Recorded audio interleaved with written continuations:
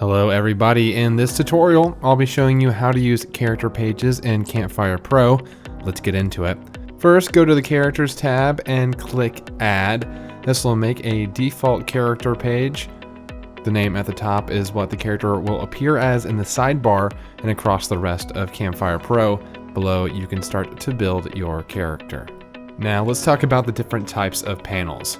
First, we have images. As you can see here, you can upload a picture of your character. Below that, we have a text panel, and here we can write the backstory for our character, or visual description, emotional description, whatever you need. Next, we have a list panel. Here you can add different items with descriptions, like basic information. Now we're going to add a statistics panel. Here you can easily keep track of details that use numbers, like height and age, or stats for a tabletop RPG. Next, we have a reference panel. Here you can make a list of items mentioned on other pages in Campfire Pro. If you need a list of friends, events, locations, you can do it here. Finally, we have the links panel. It's similar to the reference panel, but makes a two-way link. For example, you can link two characters together.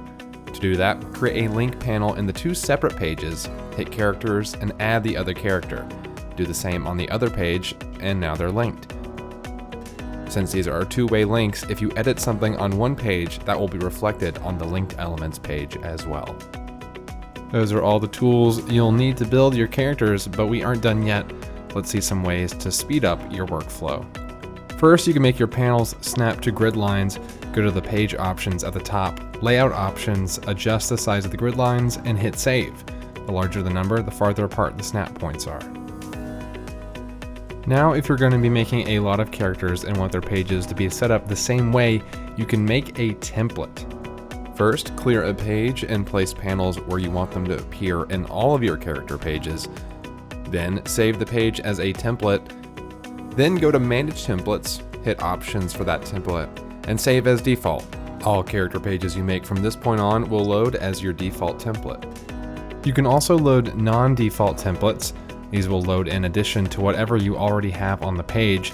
You can save those as a template and then load them into your character pages one at a time by going to the page options, load template, and click the one you want to load. Now, as your cast of characters starts to grow, you may want to group them in the sidebar. Just click Add Group, name it, then drag and drop your characters into the group.